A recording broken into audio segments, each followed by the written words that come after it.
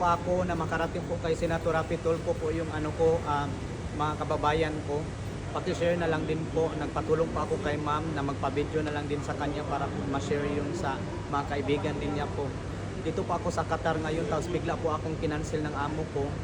Tapos ngayon, ako pa yung nagreklamo, ako pa yung nandito ngayon sa airport, ako pa yung nasuntok, ako pa yung nasaktan. Ito, may pasa pa nga ako dito ngayon. May pasa pa ako dito, ayan. Tapos ngayon, ako pa yung natin sa airport. Sabi nila, dalawa daw kami yung uuwi. Tapos ngayon, ako lang yung mag-isa binaba. Tapos kunyari na lang na iba daw yung flight niya. Tapos ako lang yung isa binaba dito sa airport. Ano po, ma'am? Pareho kami Pilipino, ma'am. Bigla niya akong sinuntok, ma'am. Naglinis po ako ng lamisa. Ang sakit pa nga dito eh. Ngayon lang? Oo, ngayon lang. Tapos yun. Ngayon lang talaga, ma'am. Tapos pumunta ako ng police station sa Wakra.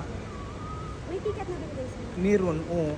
Automatic. Tapos siya, meron din. Pero iwan ko nga kung ano kasi feel ko bakit ako lang yung binaba dito sa airport, di ba, ma'am? Oo, kasi dapat kaming dalawa. Unfair naman sa ano ko, unfair naman sa side ko. Kaya ngayon ano lang kami, siyempre, ang laki nga ng gastos ko dito, tapos bigla na lang ako i-cancel. Ako na nga yung nagreklamo, nagsumbong sa amo namin, tapos yung amo namin, ako patuloy yung hinati dito sa airport. Matagal ka na dito? 4 months pa lang, ma'am. Ay.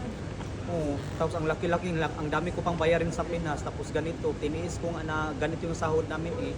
Ang sahod nga namin, 1.6 lang, tinanggal yung food allowance namin na 300.